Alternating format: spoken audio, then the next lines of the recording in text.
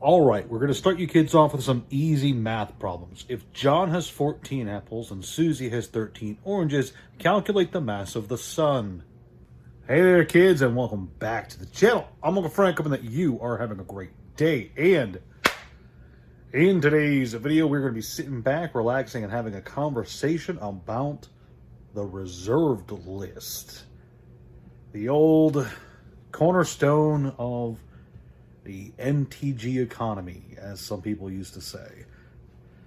There's not a lot of eyes on the reserved list as of late, especially with all the hubbub and hullabaloo surrounding secret layers, universes beyond, collector boosters, serialized cards, masterpiece, showcase cards. There's a lot of new gimmicks in the world of Magic the Gathering. Wizards is constantly trying new things, new attempts at pulling more eyes towards their game to get that revolving door of players, collectors, and investors spinning for as long as possible, because they always need more money, right? Chris Cox is trying to double the revenue of Magic the Gathering every few years to appease his shareholders. What was it, back in 2019, he said he was going to double MTG's income every 5 years or something like that. I remember reading about that forever ago, and I thought it was the silliest thing. But, as the story goes, as you all know, Magic has been extremely successful recently. It's definitely pulled itself up out of its 2022, 2023 era of, I don't want to necessarily say failure. I wouldn't say 2023 Magic was the worst Magic ever. But it was definitely not a great place for the game, and since then, with the advent of Secret Layers, Universes Beyond, and the Collector Boosters really taking hold, things have definitely changed in terms of not only how Magic is perceived by its players, but how it's perceived by new people looking to get into the hobby, both as players and collectors. And for those new people, for a lot of the new people into the hobby, their eyes are being pulled towards the newest products, the newest boxes, the newest sets, the newest high-end, crazy hype, ultimate mega special collector hyper super edition for all the new Universes Beyond sets. And that's very different from how Magic was when I hopped into the game about 10 years ago now. You know, when I was fresh into Magic, there was really kind of two levels of Magic in terms of collecting or buying into it. There was the new stuff, which was pretty good. I mean, Khans of Tarkir was fresh when I started, and I thought Khans of Tarkir was great. But there was things like Gatecrash, Dragon's Maze, Shadowmoor, sets that were received well by the players, but didn't really necessarily do great overall for the long term. Ooh, Avacyn Restored. Avacyn Restored was another one that did not do great at first. And, you know, then there was the older stuff, the oldest stuff, the reserved list, the vintage Magic, high-end super chase cards of the time. You know, masterpieces, showcase cards, whatever, they weren't introduced yet when I started. You know, so when you joined the game and, you know, you ask the question that a lot of people ask when they join a game, you know, what are the most expensive cards you can pick up? What's the most expensive, you know, deck you could build? Those are questions a lot of people ask. It's not necessarily what I think is the best question you can ask when you're just getting into a card game, but it is a question that a lot of people tend to ask. You know, one of the most common questions people ask even now is, what is the most expensive Magic card? For the longest time, the answer was, well, Black Lotus, obviously. Black Lotus is one of the Power 9. It's one of the most infamous pieces of cardboard history. Every Magic player knows what it is, or at least they did. And secretly every Magic player wanted one in their collection because it was just the best card you could have. But now when people join the card game, whether it's to play it or to collect, invest, or just because they like cracking packs, or they're maybe a fan of one of the Universes Beyond sets, now one of those new players enters the card game and they're asking what the most expensive card is. And the answer they're receiving is, well, the One Ring. The one ring that sold for $2 million, obviously. A card from just a few years ago. Which is indicative, I think, of the current trend that... I don't want to say like the Magic Zeitgeist. I don't actually know how to pronounce that word. Someone's going to bully me for that. The direction, the focus that a lot of new players and collectors are, the area of Magic where they are putting their capital. There we go. I got there. It's all towards the new stuff. And if you go on YouTube, you're going to see a lot of content creators, a lot of Magic fans echo that sentiment. You're going to see other channels that are deep into the finance aspect of card games. They're going to echo that same sentiment. And it looks like that is going to stay the status quo for some time.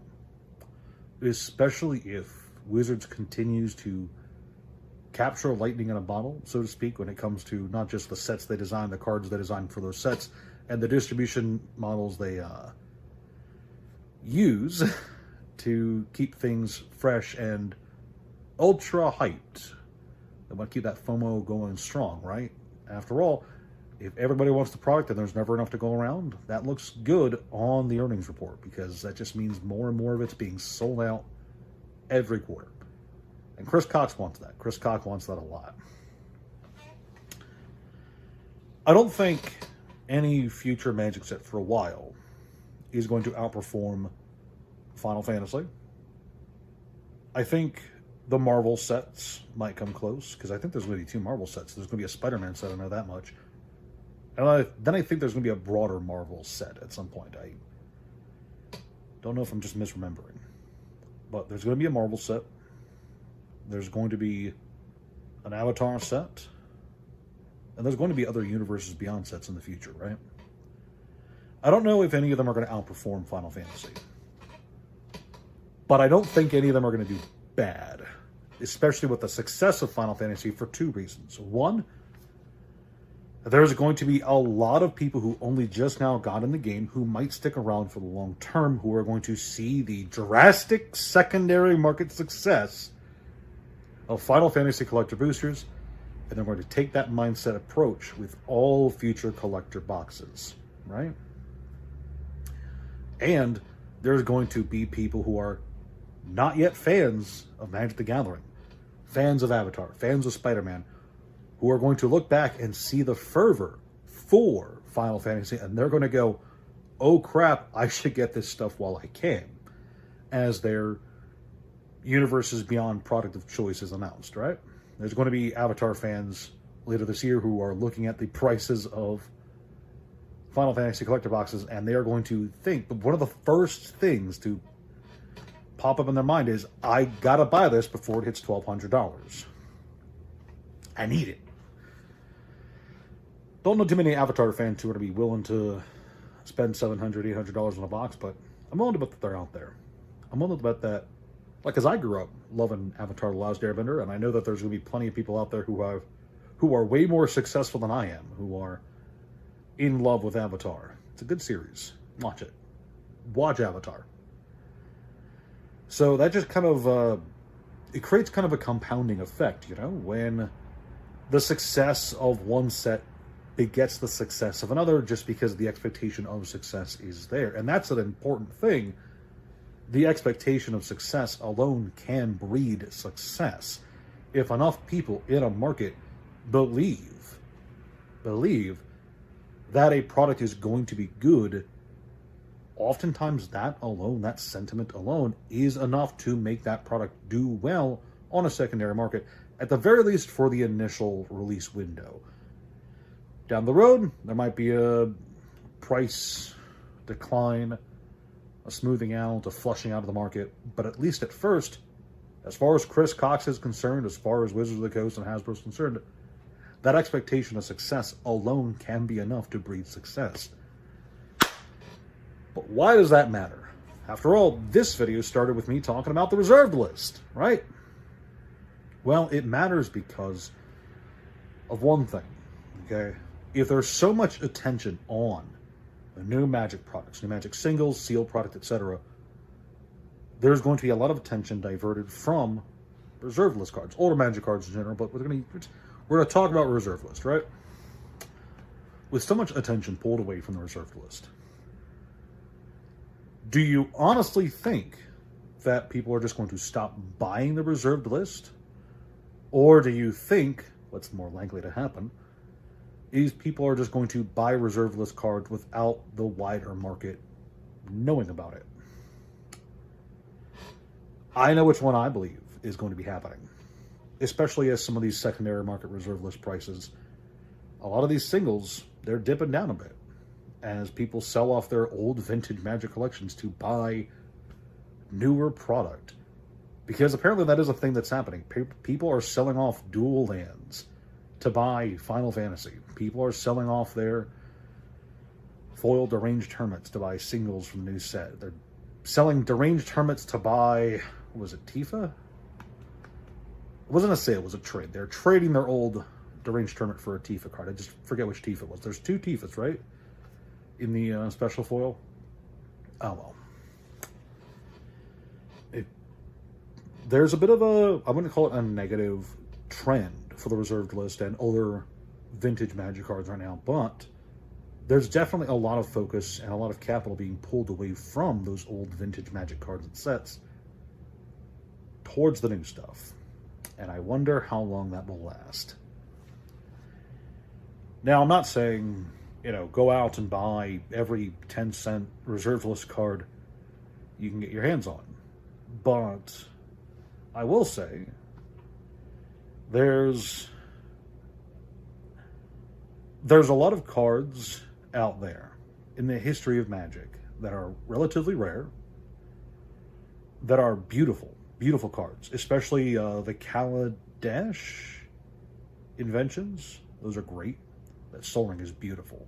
There's a lot of old Magic cards that are beautiful, that are very rare, highly desirable, just because of either their gameplay, benefits they give to a deck in Commander, the lore of the card itself, like Black Lotus again being one of the Power 9, one of the most powerful cards in the game, and just the individual sentiment, because there are still a lot of older players in the game, right, that are just interested in owning these older cards. They just haven't had an opportunity. I don't think the reserved list situation is going to change in the immediate future.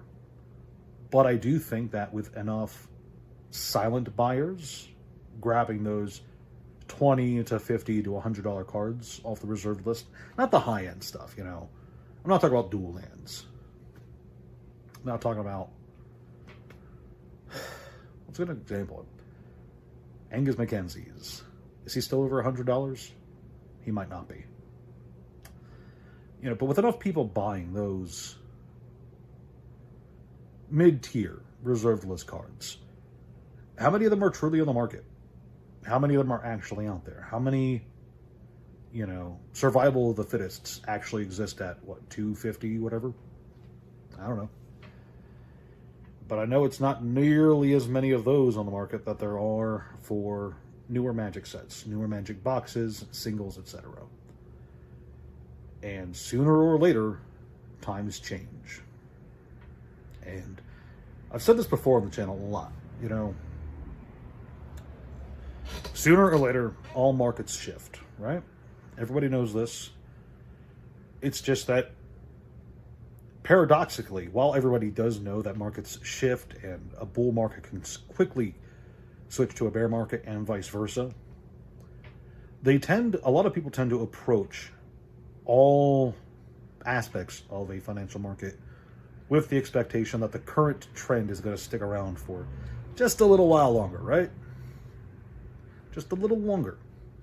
The housing market can only go up, right?